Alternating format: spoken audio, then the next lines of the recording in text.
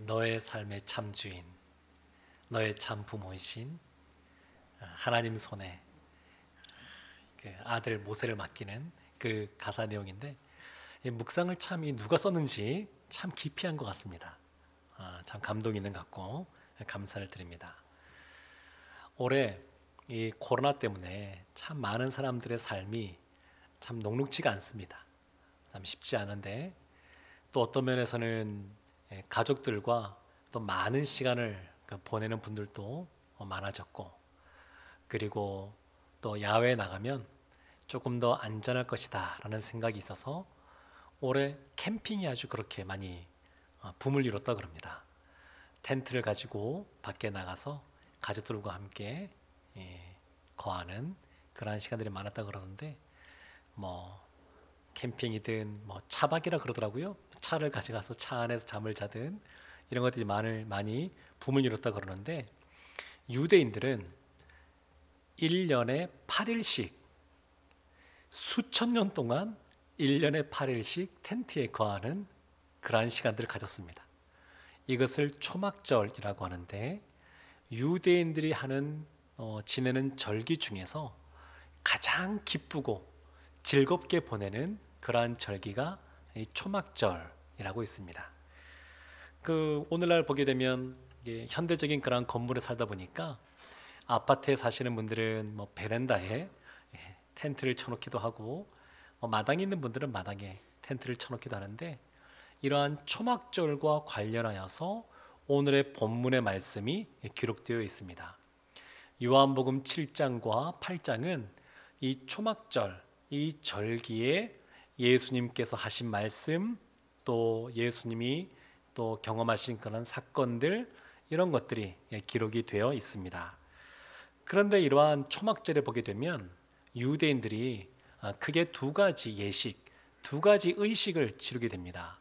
첫 번째는 뭐냐면, 예루살렘에 실로암이라고 하는 그러한 연못, 그렇지만 샘이 솟으니까 그 샘터가 있습니다. 그 실로암에 가서 물을 담아서 그 물을 성전, 예루살렘 성전의 앞에 보면 번제단이 있거든요. 그 번제단에 가서 그 물을 붓습니다. 그러니까 물을 떠서, 그리고 번제단에 물을 붓는 이것은 이스라엘이 이집트, 애굽에서 종살이 하다가 모세 때, 우리 조금 전에 불렀던 이 찬양에 등장하는 이 모세 때 하나님께서 그들을 구출하게 되는데, 그들이 광야에서 40년의 세월을 지나면서 물이 없을 때마다 하나님께서 반석에서 물을 내주셨습니다. 그 장정만 60만 명, 그 가족 포함하면 약 200만 명쯤 될 것이다, 그리 짐작들을 하는데, 그 광야에서 그 200만 명이나 되는 사람들이 40년 동안 물이 없을 때마다 하나님께서 반석에서 물이 나와서 사람들로 하여금 살아가게 하셨습니다. 이 물은 단순하게 갈증이 날 때 갈증을 해소하는 그러한 것일 뿐만 아니라, 물은 없으면 사람이 살 수 없는 것 아니겠습니까? 그러니까 생명을 의미합니다. 생명을 상징합니다.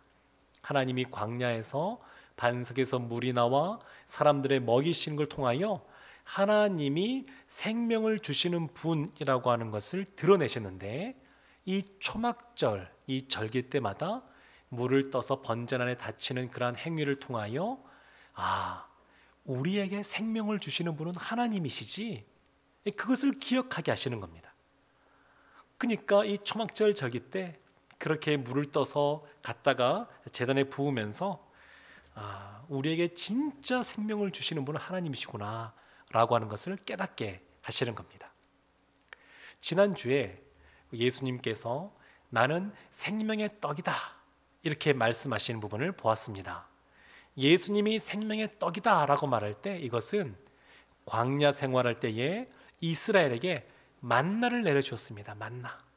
근데 그 만나를 먹고 사람들이 배부르기도 하고 또 삶을 살아갔지만, 진짜 이 만나가 의미하는 것은 뭐냐면, 다시 오실 이 땅에 오실 그 메시아, 그 메시아로 말미암아 진짜 우리가 생명의 떡을 먹게 된다. 이 만나를 먹는 것은 진짜 생명의 떡이신 그 메시아를 통하여 우리가 영원한 삶을 살 수 있는 영생을 누릴 수 있다는 것을 보여주는 것이 만나였습니다.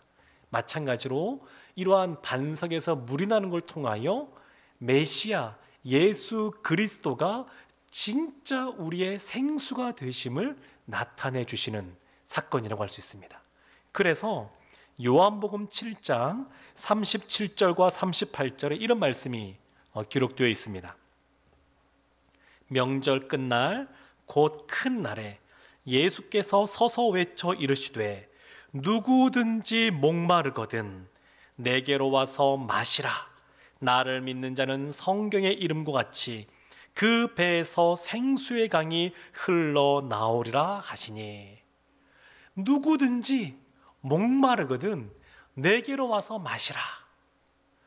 요한복음 4장에 보게 되면 예수님께서 사마리아 성을 지나가셨습니다.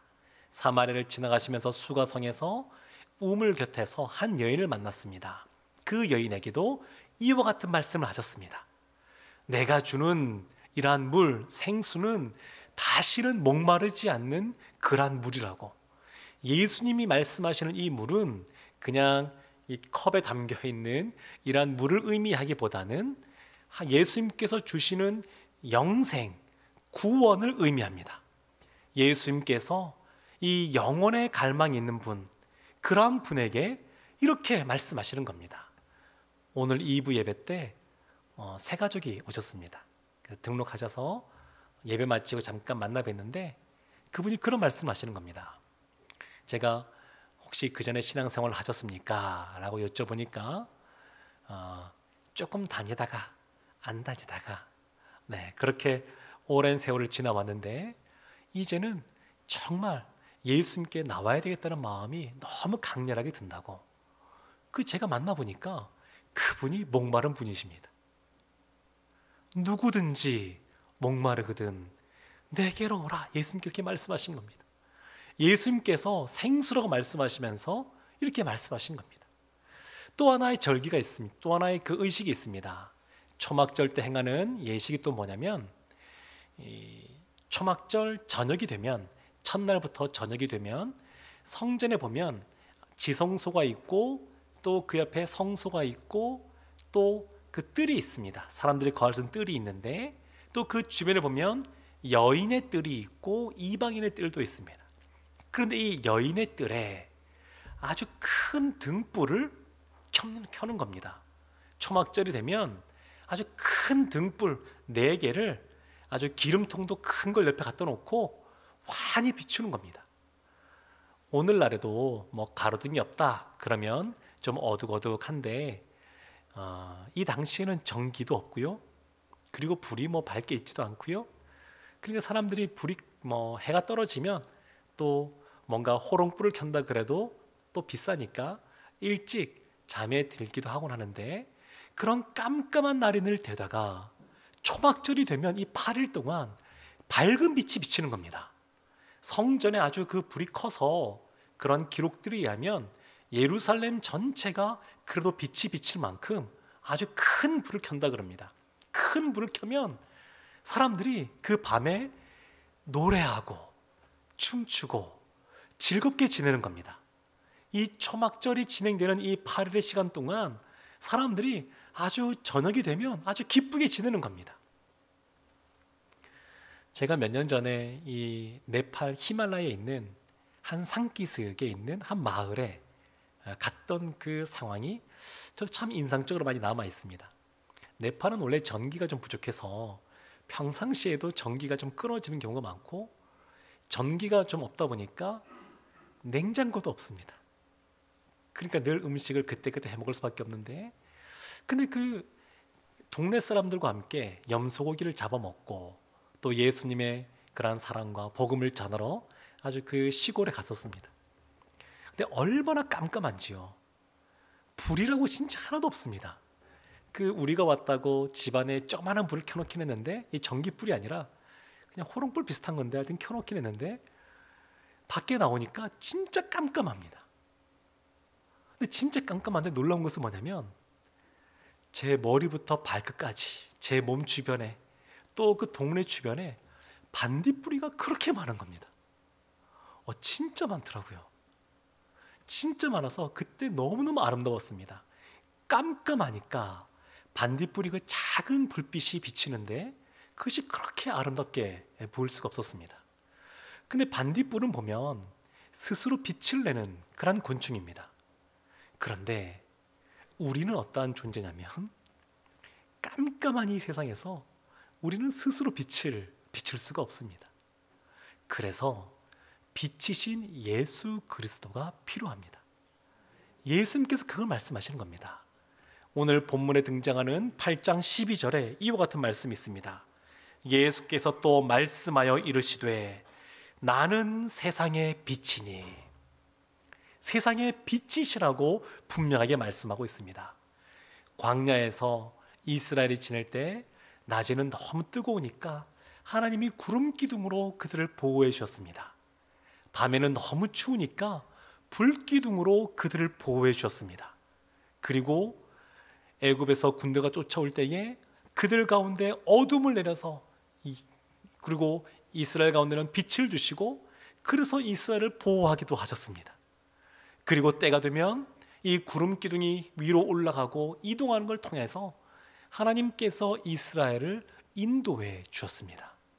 지금 생명의 떡은 이 만나와 연결되어지게 되고 생수는 광야에서의 만나에서 물이 나는 것과 연결이 되고 예수님께서 지금 나는 세상의 빛이시다 라고 말씀하셨는데 이 빛은 구름 기둥과 불 기둥과 연결이 되어지게 됩니다. 이스라엘이 광야에서 이 구름 기둥과 불 기둥으로 말미암아 보호를 받았습니다. 그리고 그것이 인도하는 곳을 따라가면 되었습니다. 이 모든 것은 이 땅에 오실 메시아 예수 그리스도를 예표하는 그런 그림자와 같은 겁니다. 지금 이 광야에 이 시간을 보냈고 그리하여 이것을 불기둥과 구름기둥을 기념하여 여인의 뜰에서 불을 밝히던 그 유대인들 입장에서는 초막절 마지막 날 예수님께서 나는 세상의 빛이다 라고 말씀하신 이 말씀이 무슨 말씀인지 금방 이해가 됩니다. 누구든지 목마르거든 내게로 오라. 그리고 생수를 말씀하시는 그 예수 그리스도의 말씀을 들으면서 이 말씀이 무슨 말씀인지 쉽게 이해가 됩니다.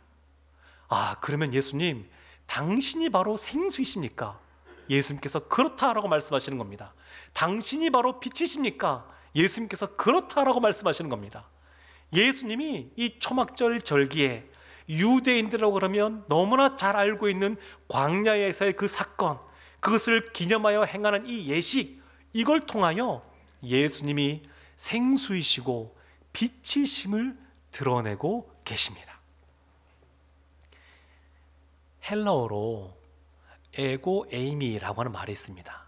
나는 뭐뭐다 라고 하는 건데 지난주에 살펴보았던 예수님께서 나는 생명의 떡이다, 이것이 바로 에고 에이미라고 하는 헬라어로 쓰여진 것이고, 여기 보면 나는 세상의 빛이니 라고 말씀하신 것도 헬라어로 에고 에이미, 이걸로 쓰여진 겁니다. 이러한 예수님께서 이러한 단어를 써서 요한복음에 7번이나 나는 누구다 라고 하는 것을 나타내십니다. 영어 성경으로 보면 출애굽기에 하나님이 모세에게 이런 말씀하십니다. 영어로 I am who I am, 이런 말씀하시거든요. 나는 나다, 그런 뜻인데 성경에서 그걸 뭐라고 번역해 놓았냐면 나는 스스로 있는 자이라, 이렇게 말씀해 놓으셨습니다. 그러니까 이거는 유대인들의 표현 방식이 아닙니다. 하나님의 표현 방식입니다. 나는 스스로 있는 자이다. 예수님께서 나는 생명의 떡이다, 나는 생수이다, 나는 세상의 빛이다, 이렇게 말씀하시는 것은 곧 예수님이 하나님이시다라고 하는 것을 나타내는 겁니다.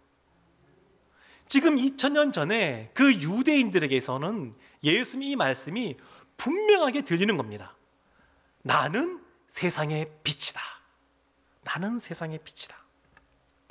그래서 이 초막절이라고 하는 이 절기의 주인공은 누구냐면 예수 그리스도입니다. 초막절의 의미는 뭐냐면 구원을 의미하는 건데, 구원을 상징하는 건데, 그 구원을 행하시는 그런 주인공이 누구냐면 예수 그리스도입니다. 그래서 유대인들에게 나를 통하여 영생이 성취될 것이라고 말씀하고 있습니다. 그런데 이러한 초막절의 절기와 관련하여 요한복음 7장에 기록이 되어 있고, 요한복음 8장 12절부터 초막절에 대한 이야기가 나오는데, 그 사이에 요한복음 8장 1절부터 11절까지의 하나의 사건이 나오게 됩니다. 현장에서 간음하다가 사로잡힌 한 여인, 그 여인이 사로잡혀서 예수님께 나오게 됩니다. 이 여인은 도덕적으로 아주 비난받을 수밖에 없는 그러한 여인이었고, 또 예수님께서는 이 여인이 죄인인 것에 대해서 뒤에 보면 분명하게 말씀하고 있습니다. 도덕적으로도 영적으로도 타락한 이 여인입니다.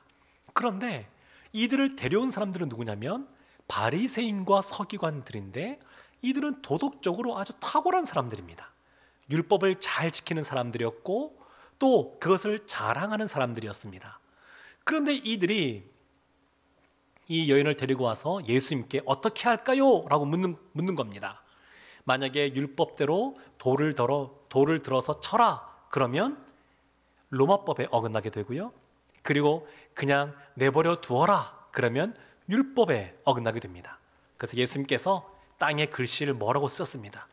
뭐라고 쓴지 중요하지 않으니까 성경에 나오지 않는데, 그리고 난 이후에 요한복음 8장 7절에서 이렇게 말씀하십니다. 그들이 묻기를 마지 아니하는지라. 이에 일어나 이르시되 너희 중에 죄 없는 자가 먼저 돌로 치라. 아주 유명한 말씀이죠. 너희 중에 죄 없는 자가 먼저 돌로 치라. 이 간음한 여인뿐만 아니라, 이 사로잡힌 여인뿐만 아니라 이들을 데리고 온, 이 여인을 데리고 온 바리새인과 서기관들, 그들도 다 죄인이라는 것을 말씀하고 있습니다. 이 세상에 인간 중에 죄 짓지 않은 사람이 없습니다. 지금 예수님께서 이 사건을 통하여 무엇을 말씀하시는 거냐면, 바로 이 사람들, 이 사건을 통하여 우리가 바로 어둠이라는 것을 말씀하시는 겁니다. 죄를 지은 그런 죄인은 다 어둠이라는 것을 말씀하십니다. 단순히 도덕적으로 타락한 것을 말하는 것이 아니라 영적으로 어둠 가운데 거했다는 것을 드러내시는 겁니다. 이러한 어둠을 드러내면서 11절에 이렇게 말씀하십니다. 대답하되 주여 없나이다. 예수께서 이르시되 나도 너를 정죄하지 아니하노니 가서 다시는 죄를 범하지 말라. 가서 다시는 죄를 범하지 말라, 이렇게 말씀하셨습니다.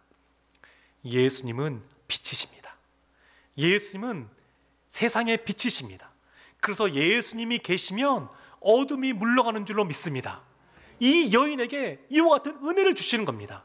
빛 되신 그 예수님께서 그 빛을 비춰주심으로 말미암아 어둠에 있던, 죄인 가운데 있던 이 여인이 주님 은혜 가운데 깨끗하게 되어지고, 그리고 이제는 다시는 그와 같은 죄악된 삶을 살지 말라고 예수님께서 말씀하고 있습니다. 예수님은 죄에 얽매여 있던, 죄의 사슬 가운데 있던 우리를 풀어주시고 우리에게 자유를 주시는 분이십니다.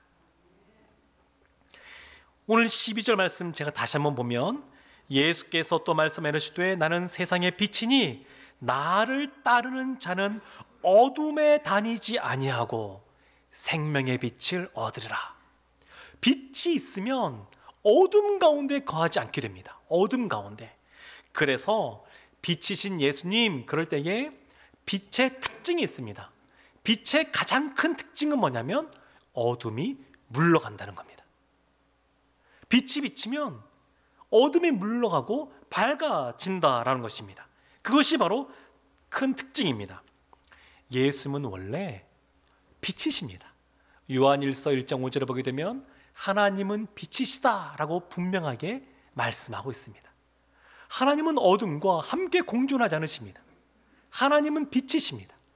그런데 그 하나님이 빛이신데 하나님의 자녀인 빛의 자녀인 우리에게 빛을 그냥 선물처럼 포장해서 우리 가운데 주는 그런 것이 아닙니다. 예수님 그분 자체가 빛이시기 때문에 우리가 빛의 자녀다라고 말하는 것은 그 예수님이 우리와 함께 하신다는 것입니다. 우리의 심령 속에 예수님께서 빛을 비춰주십니다. 그래서 어둠이 물러가는 줄로 믿습니다. 어둠 속에 있던 그 바디메오에게 찾아오셔서 예수님께서 그 눈을 열어주심으로 그에게 밝은 빛을 주신 그 예수님께서 우리에게도 우리 가운데 공허하고 혼란이 있고 그러한 것이 있단다 할지라도 빛이 비춤으로 그러한 모든 것들을 해결해 주시는 줄로 믿습니다. 창조할 때에 땅이 혼돈하고 공허하게 되었습니다. 그때 하나님이 이 혼돈과 공허를 어떻게 해결하시냐면 빛이 있으라 말씀하시면서 이 모든 것들을 해결해 주셨습니다. 우리의 삶 가운데 어렵고 힘든 문제가 있습니까? 빛 되신 예수님이 우리에게 빛을 비춰주시면 해결될 줄로 믿습니다. 빛의 자녀가 그래서 해야 될 것이 있습니다. 그것은 뭐냐면 빛 가운데 거하는 삶을 살아가는 겁니다. 빛의 자녀로서 빛 가운데 거하고 빛을 믿는 빛이신 예수 그리스도를 믿음으로 나아가는 겁니다. 그리고 이런 빛을 주변 가운데 나누는 것도 빛의 자녀가 해야 될 그런 일인 것을 볼 수가 있습니다. 16세기에 종교개혁이 있었습니다. 그때 제네바에 칼빈이라고 하는 종교개혁가가 활동할 당시였는데 이 제네바, 이 작은 도시지만 이 도시가 하나님의 거룩한 도성이 되기를 원했습니다. 거룩한 도시가 되기를 원했습니다. 그래서 제네바 성시화를 시작할 때에 그들이 모토로 내세운 그러한 말이 있는데 그것이 뭐냐면 어둠 후의 빛입니다. 어둠 후의 빛. 빛이신 예수 그리스도가 우리 가운데 계시면 우리 안에 있는 모든 어둠이 물러갈 것이라고 하는 의미를 담고 있습니다. 그래서 제네바의 그 지역을 다스리는 그러한 사람들이 규칙을 정했습니다. 그것이 뭐냐면 모든 사람들은 일주일에 적어도 6번은 설교 말씀을 들어야 된다. 그런 규정이 있었습니다. 그들은 굉장히 남들을 엄격하게 시켰는데 왜 이렇게 설교 말씀을 일주일에 6번 이상 들어야 된다 이렇게 이야기를 했냐면 하나님의 말씀을 듣고 하나님의 말씀을 깨닫고 그래 우리의 영안이 열리면 빛을 볼 수 있다라고 믿었기 때문에 그렇습니다. 우리가 늘 새벽 예배부터 시작하여서 또 그것이 아니어도 또 말씀에 묵상하는 걸 통하여서 늘 우리가 말씀을 가까이 하는데 이 말씀을 통하여 하나님이 어떠한 분이신지 깨닫고 하나님을 더 알아가고 그리고 그 하나님을 의지하여 삶을 살아가는 모습이 신자의 삶입니다. 우리가 묵상을 많이 하는데 이 묵상에서 제일 중요한 것이 바로 이것입니다. 하나님이 어떠한 분이신지 우리의 관심을 집중하는 겁니다.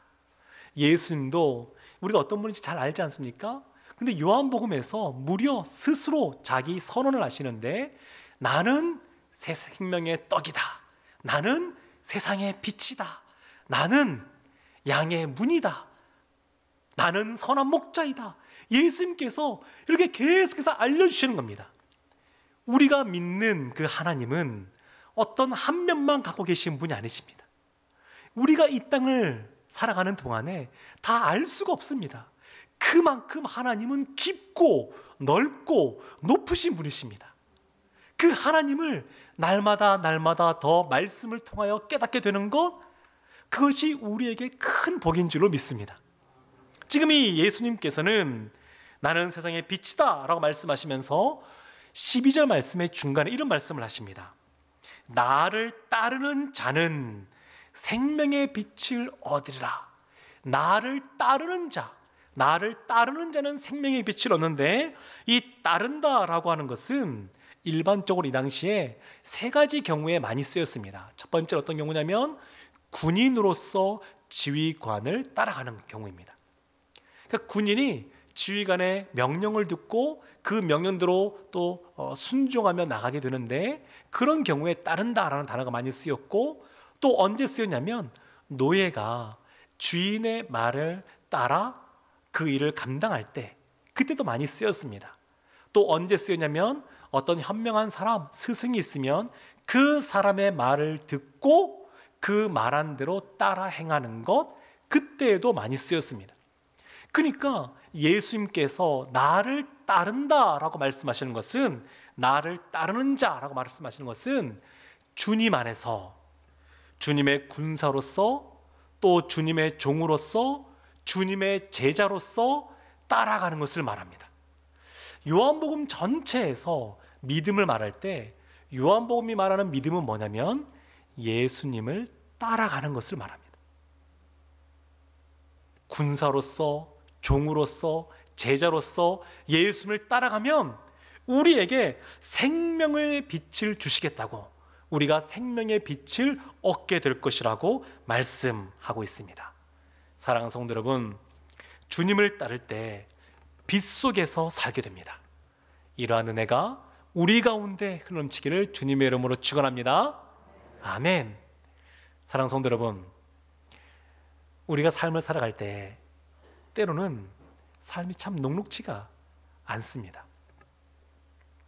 어떤 경우에는 막막해서 주님을 바라볼 수밖에 없는 그러한 상황에 처해 있는 분도 아마 계실 겁니다. 사회적 거리두기 이 단계가 높아지면서 또 장사하시는 분들 중에 참 어려운 상황 속에 놓여 계신 분들도 아마 계실 겁니다.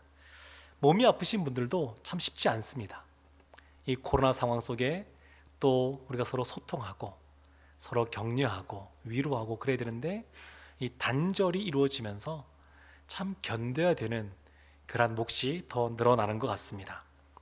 관계 때문에, 사람 때문에 참으로 쉽지 않은 그러한 일들을, 시간들을 보내는 분도 아마 계실 겁니다. 그래서 돌이켜보면 우리의 주변에, 또 우리의 삶 속에 우리를 힘들게 하는 것들이 참 많이 있습니다. 그래도 우리가 기죽지 않고 당황하지 않고 외롭지 않고 당당하게 견딜 수 있는 것은 우리 안에 세상에 비치신 예수 그리스도께서 빛을 비추시기 때문에 그런 줄로 믿습니다. 우리의 가슴에 세상에 비치시면서 생명의 빛으로 오신 그 예수 그리스도, 그분이 우리의 심령 속에 불을 켜주십니다. 세상에 비치신 예수님과 함께 이 세상을 힘있게 또 담대하게 살아가시는 우리 성도들 되기를 주님의 이름으로 축원합니다. 아멘. 기도하겠습니다.